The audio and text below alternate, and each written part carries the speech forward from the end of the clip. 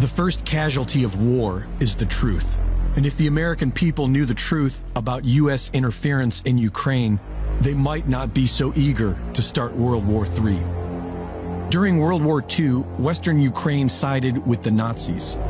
After the war, the CIA helped Ukrainian Nazis evade the Nuremberg trials and began operating with them within the Ukraine.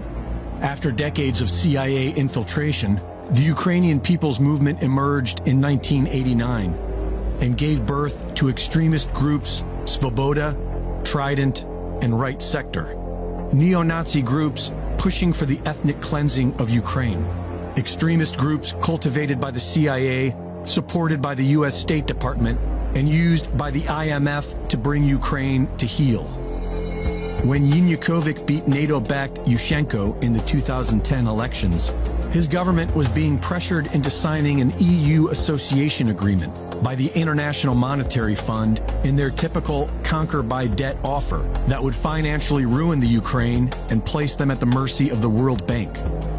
Yanukovych declined their offer. And in today's corrupt world, you're not allowed to say no to the IMF. Funded by Western NGOs associated with George Soros and the CIA, a highly organized color revolution was immediately deployed against Yanukovych. Organizations such as the National Endowment for Democracy trained activist journalists to utilize Facebook, along with 3 brand new television networks created within weeks to recruit people for the protests.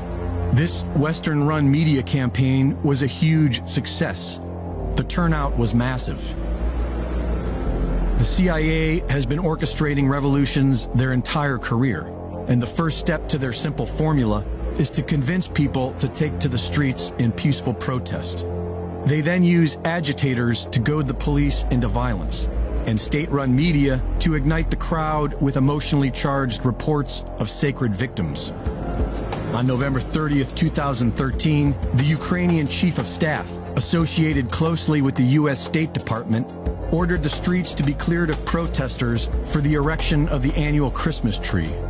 When the police arrived, they were met by a highly aggressive and well-organized faction of Ukraine's Right Sector, who provoked the police into a violent reaction against peaceful protesters, which is all the Western intelligence media reported on. Predictably, this resulted in more unrest and violence, which was further fueled by U.S. Senator John McCain's support of the protests. Leaked phone calls reveal that the U.S. State Department was orchestrating this coup d'etat from within the U.S. Embassy, with support from Vice President Joe Biden.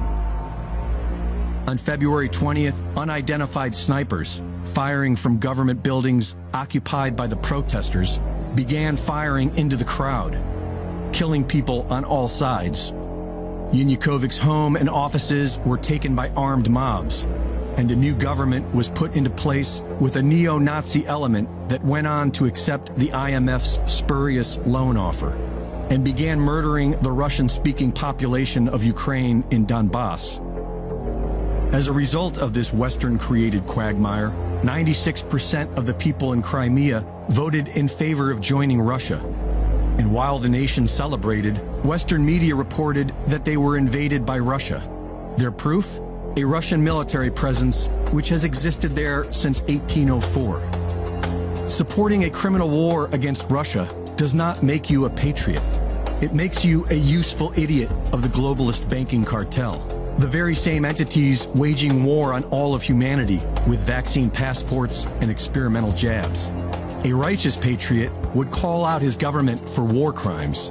And through fraud and deceit, the United States government has been the world's biggest purveyor of war crimes for decades, all in the name of spreading McDonald's, genetically modified foods, and sexual perversions worldwide.